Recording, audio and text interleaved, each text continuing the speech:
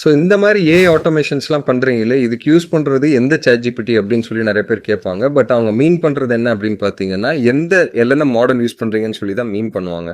But அவங்க use பண்ணுற word ChatGPT-யா இருக்கும்.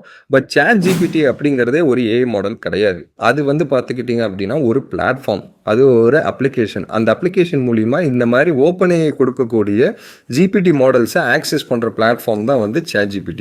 எப்படி N8ங்கிறதே ஒரு ஏஐ கிடையாதோ, அந்த மாதிரி ChatGPTங்கிறது ஒரு ஏஐ கிடையாது. அது ஒரு பிளாட்ஃபார்ம். ஸோ இது வந்து கீயாக நீங்கள் லேர்ன் பண்ண வேண்டிய விஷயம். ஸோ தட் நீங்கள் ரிசர்ச் பண்ணுறீங்க, இல்லை ஒரு சர்ச் பண்ணுறீங்க அப்படின்னா ஒரு விஷயத்தை பற்றி லேர்ன் பண்ண ஏஐ சம்மந்தப்பட்டு இந்த வேர்ட்ஸ் வந்து நீங்கள் வந்து ப்ராப்பரான இடத்துல யூஸ் பண்ணணும். ஸோ இதே மாதிரி ஜென்ரேட்டிவ் ஏஐல நிறைய கீ டேர்ம்ஸ் எல்லாமே இருக்குது. ஃபார் எக்ஸாம்பிள் ப்ராம்ப்ட்னு ஒன்று இருக்குது, சிஸ்டம் ப்ராம்ப்ட்னு ஒன்று இருக்குது. இது எல்லாமே டோட்டலி டிஃப்ரெண்ட் திங்.